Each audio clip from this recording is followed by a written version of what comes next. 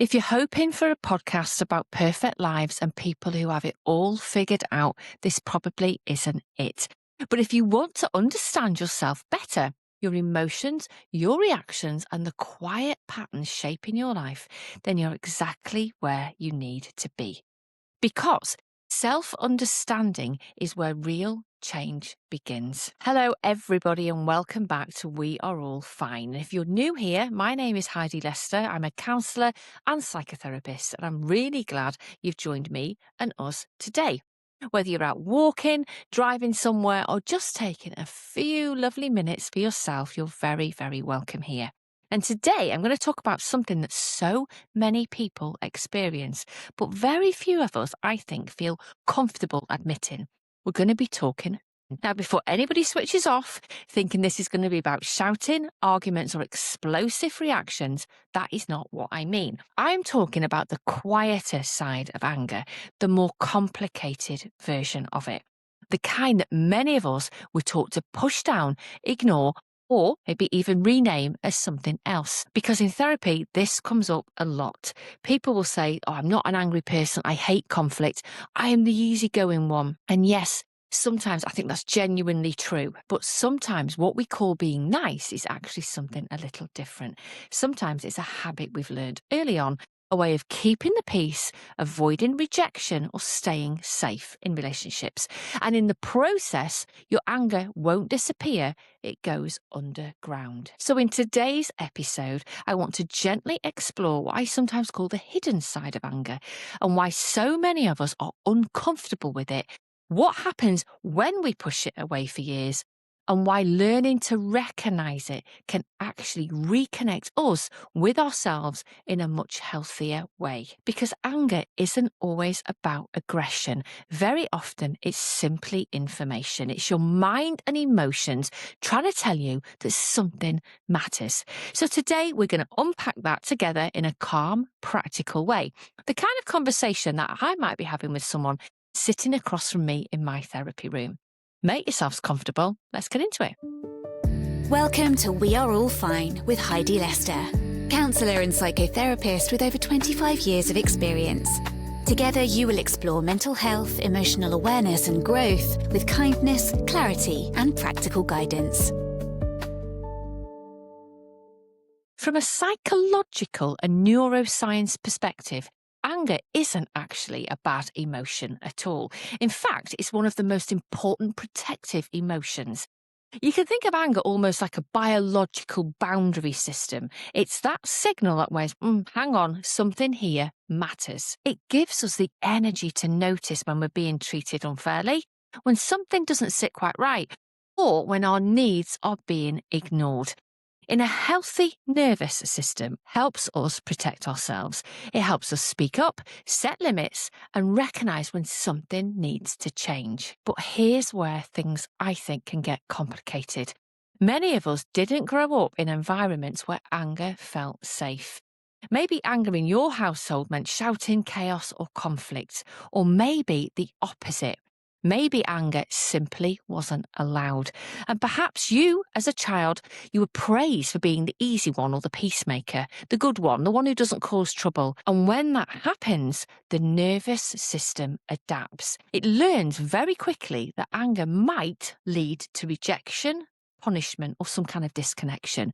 So instead of expressing anger, the system learns to shut it down before it even reaches the surface. In therapy, we sometimes describe this as a kind of emotional shutdown response.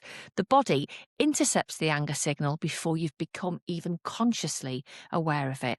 Think of it like an internal system. It quietly turns the engine off before the car's got even a chance to move. And that leads us to something really important, what this actually feels like in everyday life.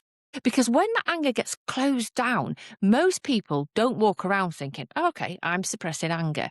What they usually notice instead are physical emotional reactions. So, for example, you might suddenly feel really tired in a moment where you actually needed to speak up. Or, I have this, you experience brain fog, losing your words right when you're trying to explain something really important. Or some of you might find yourself saying things like, oh, no worries, it's okay, it's fine, when a part of you knows it really isn't fine at all. Let me give you a really common example I see in therapy. So imagine you're at work and somebody is interrupting you over and over again in a meeting. A small part of you is getting a little bit irritated, maybe even angry, because you're not being listened to. But instead of that irritation rising up to the surface, something else happens. You suddenly go a little bit blank. You might laugh it off and maybe change the subject or just minimize. Oh, no, it's okay. You go ahead. But later on that evening, maybe when you're driving home or you're having a shower or something, you find yourself replaying the moment over again, thinking to yourself, why didn't I say anything? And why do I always let that happen? Now, from the outside, people will see you as calm, agreeable, and nice.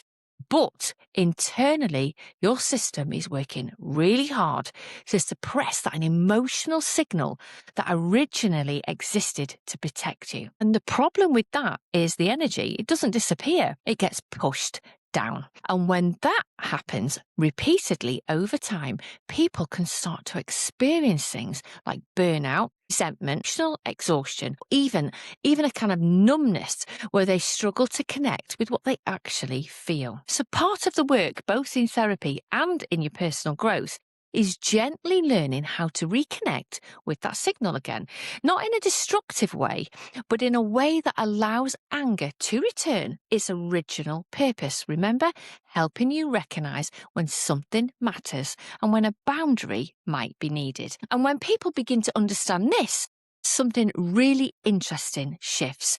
They start to realize that anger hasn't actually been missing from their lives at all. It's just been disguised. It might have shown up as exhaustion after social situations. It might appear as quiet resentment in the relationships you've got. But sometimes it's going to show up as being a people pleaser, constantly trying to say yes when a part of you wants to say no. And sometimes it appears as that strange feeling of being disconnected from your own reactions, almost like life is happening around you rather than through you.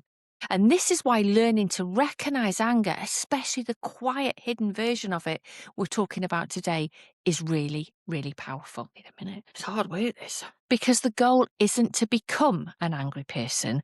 The goal is simply to notice the signal earlier, to recognize when something inside of you is saying, actually, this matters, this doesn't feel right, I might need a boundary put in right here. And the earlier you can recognize that signal, the more choice you have about what you can do next. You can pause, you can reflect, and you can decide how you want to respond rather than automatically shutting the feeling down. So in the next part of this episode, I'm going to share a few simple ways you can start recognizing suppressed anger in real time. These aren't dramatic techniques, don't think that. They're small moments of awareness that help you reconnect with what your mind and body might already be trying to tell you. Because the truth is, anger isn't the enemy. We're brought up to think that. Very often, it's just information we were never taught how to listen to. So let's look at a few simple ways you can start recognizing suppressed anger. But the tricky thing about hidden anger is that it rarely arrives, ta-da, announcing itself. It usually shows up quite quietly in indirect ways. And the first thing to notice, your body's early signals. Many people will feel anger physically before they recognize it emotionally. You might notice your jaw tightening, your shoulders lifting, that sudden feeling of heat in your chest. Some people feel a knot in their stomach or maybe even pressure behind the eyes. These aren't moments to fix. They are messages. Your body is often the first place anger speaks. The second thing to watch for is over-explaining or over-accommodating. This is something I see all of the time in my room. Someone asks you for something that you don't really want to do. So instead of simply saying, no, I can't, sorry, you start explaining, apologizing, softening, trying to make the other person more comfortable. Sounds familiar. And afterwards, you feel really, really drained. And often that's a clue that a boundary was needed but didn't quite get expressed. And the the third signal, delayed frustration. This is when you feel completely calm in the moment, maybe even quite agreeable, but later on you replay the situation and suddenly feel irritated or upset. Why did I say that? Why didn't I speak up? These things, they really matter to us, and that delayed reaction is often anger trying to surface way after the moment has passed. And the final signal is something many people don't connect to anger at all: resentment. I think they're the best of friends. Resentment usually builds slowly when we keep giving, accommodating, or tolerating. It's often a sign that the anger has been trying to get out. It's communicating with us for such a long time, but we just haven't heard it. So recognizing these signals isn't about blaming yourself. It's about becoming curious. So instead of thinking, why am I like this? We need to switch that to simply ask, is there a part of me that just needed a boundary right there? That small shift in your awareness is often the first step towards healthy relationships with others and with yourself. So once you begin to recognize these signals, the tight jaw, the delayed frustration, that quiet creeping resentment, the next question becomes this: what do I actually do with anger when I notice it? Because many people worry that if they allow themselves to express it and feel it, it will automatically turn into conflict, argument, or hurting somebody. But healthy anger, it isn't about exploding. It's about responding instead of reacting. And I've got a few simple steps that can really help you with that. The first step, always pause before action. When anger finally reaches your awareness, it can feel a little bit intense because it might have been sitting under that surface for such a long time. So instead of immediately reacting, maybe sending the message, confronting the person, or shutting down, give yourself that really important moment.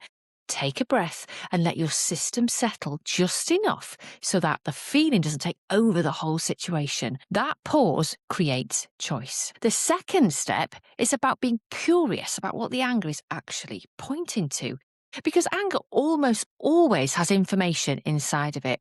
You might ask yourself questions like, did I feel like someone was taking the mickey there? Was there a boundary crossed? Did I feel dismissed or unheard? Was I agreeing to something that didn't feel right? Ask yourselves these questions. When you approach anger with curiosity rather than judgment, it becomes much easier to understand what it's trying to tell you. The third step is translate the anger into a boundary or a need. And this is where your anger can become really constructive. So instead of expressing the emotion as blame, you always do this, you can express the underlying need. So for example, I'm just going to finish what I need to say before we move on, or I'm not going to be able to take this on right now. Actually, that didn't feel great for me. Can we talk about it? These kinds of statements allow you to honor the message of the anger without escalating the situation. And finally, remember this, that learning to work with your anger will take patience. If you've spent years automatically shutting it down, your system will need time to recognize it and respond differently. That's normal. The goal isn't to become somebody who is suddenly confrontational or reactive. The goal is simply to become someone who can listen to their own signals and respond with clarity and respect, both for yourself and for other people. Because when anger is understood and expressed in healthy ways like this, it doesn't destroy relationships. Very often I find it can strengthen them. So I'm going to leave you with a reflection. When was the last time you felt annoyed and dismissed it as not being a big deal? Did you prioritize someone else's comfort over your own emotional honesty? If that sounds familiar and you're nodding along, you're not alone. Reconnecting with your anger is part of reconnecting with your soul. It doesn't make you a bad person or me. It makes you a human being with needs and limits. Now, next week, we're going to gently build on this, and I'll be diving into 5 tips to help you regulate the emotions that control you. What we're going to do is we're going to look at how you can move from being on the run with your feelings to being the one in the driver's seat. Thank you for spending this time with me for episode 54. Remember, your emotions are signals to understand, not problems to get rid of. We are all flawed, insecure, nervous, and emotional, but always remember, be yourself. You are no one else. Until next time, you have a fantastic week and take good care. This podcast is for educational and informational purposes only and is not a substitute for professional therapy, personal diagnosis, or medical advice.